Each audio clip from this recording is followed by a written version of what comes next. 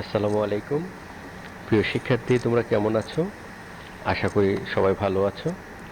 তোমাদের এই ছুটির সময়ে তোমাদের জন্য অনলাইন ক্লাসের ব্যবস্থা করাই অত্র প্রতিষ্ঠানের সম্মানিত সভাপতি স্যার এবং অধ্যক্ষ স্যারকে ধন্যবাদ জ্ঞাপনের মাধ্যমে আমি আমার ক্লাস কার্যক্রম শুরু করছি। প্রিয় শিক্ষার্থী, আজকে আমরা তোমাদের 2.3 অনুশীলনী ঐকিক নিয়মে আলোচনা করব।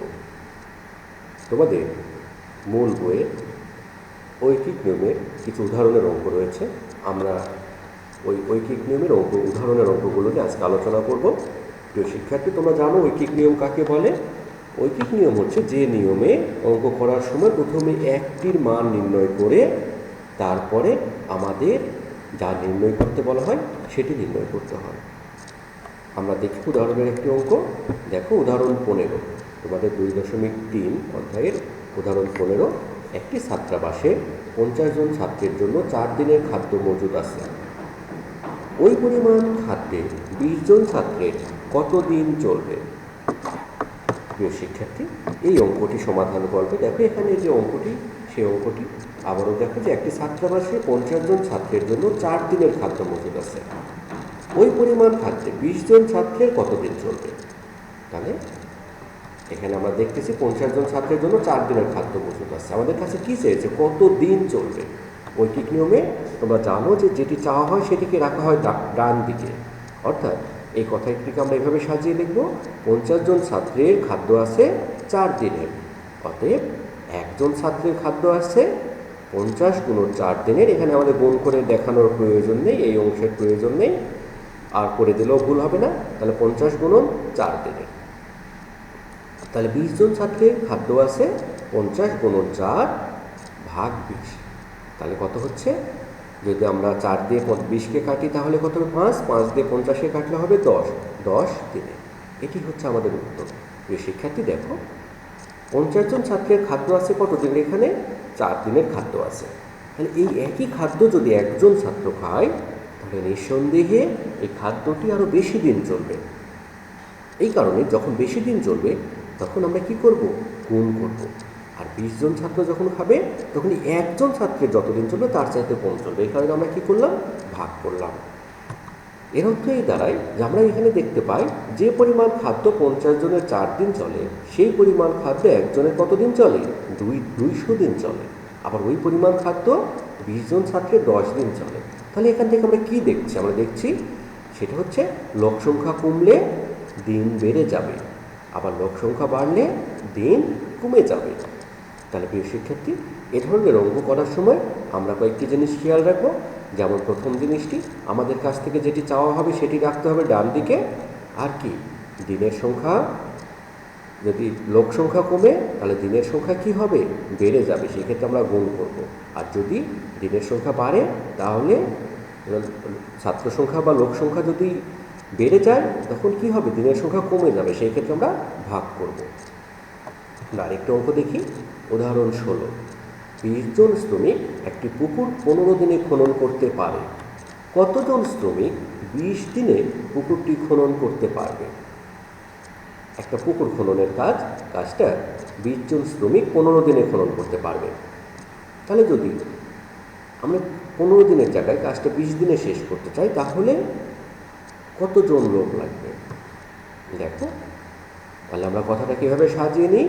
15 দিনে পুকুরটি খনন করতে শ্রমিক লাগে 20 জন। তাহলে প্রিয় শিক্ষার্থী, যদি একদিন ঐকিক নিয়মে আমাদেরকে অবশ্যই আগে একে আসতে হবে। তাহলে একদিনে পুকুরটি খনন করতে শ্রমিক লাগবে। যদি আমি 15 দিনের জায়গায় একদিনে পুকুরটি খনন করতে চাই তাহলে লোক সংখ্যা অবশ্যই বেশি লাগবে। এই কারণে এখানে কি করতে হবে? যখন পরিমাণ বেড়ে যাবে তখন সেটি গুণ করতে হবে। এই জন্য 20 গুণন 15। তাহলে 20 দিনে পুকুরটি খনন করতে কতজন শ্রমিক লাগবে? অবশ্যই একদিনে খনন করতে যতজন লাগবে তার চাইতে কম লাগবে। এই জন্য 20 দ্বারা কী করা হলো? ভাগ।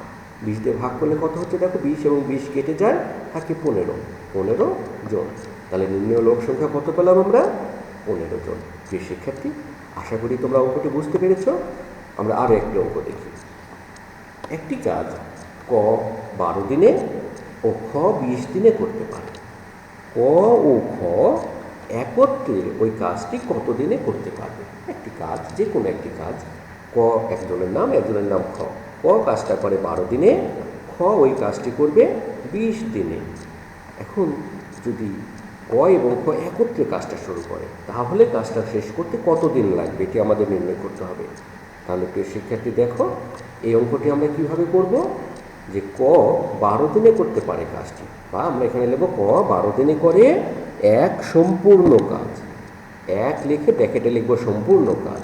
তাহলে ক যদি 12 দিনে সম্পূর্ণ কাজ করে, সম্পূর্ণ কাজকে আমরা এক ধরি, তাই না?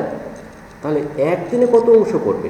1/12। একদিনে যেহেতু কাজটার পরিমাণ কমে যাবে, 12 দিনে যা করছে একদিনে তার চাইতে কম পরিমাণে করবে, এই কারণে এটি কী হবে? ভাগ হবে, অর্থাৎ 1/12 অংশ। তাহলে একইভাবে ক্ষয়ের ক্ষেত্রে কি হবে? খ 20 দিনে করতে পারে এক অংশ কাজ বা এক সম্পূর্ণ অংশ কাজ, তাহলে খ একদিনে করতে পারে কাজটির 20-এর 1 অংশ। 20 ভাগের 1 ভাগ, 20 দিনে করছে 1 অংশ, তাহলে একদিনে করবে 20 ভাগের 1 অংশ। তাহলে ক ও খ একত্রে একদিনে কতটুকু করবে? ক একদিনে করছে 12-এর 1 অংশ, খ একদিনে করছে 20-এর 1 অংশ। তাহলে ক ও খ একত্রে একদিনে করবে, দুটো যোগ করতে হবে, 12-এর 1 যোগ 20-এর 1 অংশ। যোগ করলে কত হচ্ছে? 12 এবং 20-এর লসাগু হচ্ছে 60। 12 দিয়ে 60কে ভাগ করলে হবে 5, 5 একে 5। 20 দিয়ে 60কে ভাগ করলে হবে 3, 3 একে 3। 5 এবং 3 যোগ করলে কত হবে? 8। তাহলে 8/60।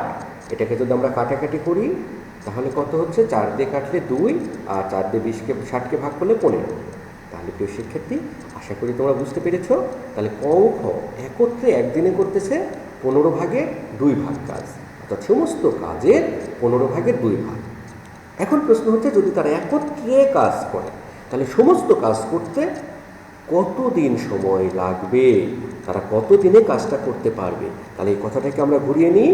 ক ও খ একত্রে কাজটি 15-এর 2 অংশ করতে পারে একদিনে। ওই আগের কথাটাকে দেখো, আগের স্লাইডটা আবারও দেখো। ক ও খ একদিনে করতে পারে কাজটার এত অংশ, এই কথাটাকে আমরা ঘুরিয়ে নিলাম, কারণ আমাদের কাছে চাওয়া হয়েছে দিন, তাহলে দিনকে রাখতে হবে ডান দিকে। এ কারণে লিখলাম ক ও খ একত্রে কাজটির 15-এর 2 অংশ করতে পারে একদিনে। অতএব ক ও খ একত্রে কাজটির সম্পূর্ণ অংশ, সম্পূর্ণ অংশের জায়গায় 1 অংশ লিখতে পারো, বা 1 লিখে ব্র্যাকেটে সম্পূর্ণ রাখতে পারো। 1 সম্পূর্ণ অংশ করতে পারে 1/2-এর 15-এর 2। তাহলে 1 গুণন ভাগের জায়গায় গুণ চিহ্ন হলে কি হবে? এটা উল্টে যাবে, অর্থাৎ 15 উপরে যাবে, 2 নিচে আসবে। তাহলে 15-2 দিনে। প্রিয় শিক্ষার্থী, এটা একটা অপ্রকৃত ভগ্নাংশ। অপ্রকৃত ভগ্নাংশকে আমরা মিশ্র ভগ্নাংশে রূপান্তর করতে কি করব? 2 দিয়ে 15কে ভাগ দেব। 2 দিয়ে 15কে ভাগ দিলে কত হবে? 7 হবে। তাহলে 7 সম্পূর্ণ 2-এর 1 দিনে। আশা করি তোমরা বুঝতে পেরেছ। তাহলে আমরা উত্তর কি লিখব? 7 সম্পূর্ণ 2-এর 1 দিন। এই অঙ্কগুলো সরাসরি তোমাদের উদাহরণের অঙ্ক আজকে করালাম। আগামী দিন আমি তোমাদের অনুশীলনের অঙ্ক নিয়ে আলোচনা করব। প্রিয় শিক্ষার্থী, তোমাদের উদাহরণে আরও কিছু অঙ্ক রয়েছে, আমি যেগুলো করালাম সেগুলো সহ উদাহরণের বাকি অঙ্কগুলো তোমরা বাসায় করবে, এটি তোমাদের বাড়ির কাজ। তাহলে প্রিয় শিক্ষার্থী, বর্তমান সময়ে আমরা আতঙ্কিত না হয়ে সচেতন হব, নিয়মিত হাত পরিষ্কার করব এবং সামাজিক দূরত্ব বজায় রেখে চলব। ধন্যবাদ তোমাদের।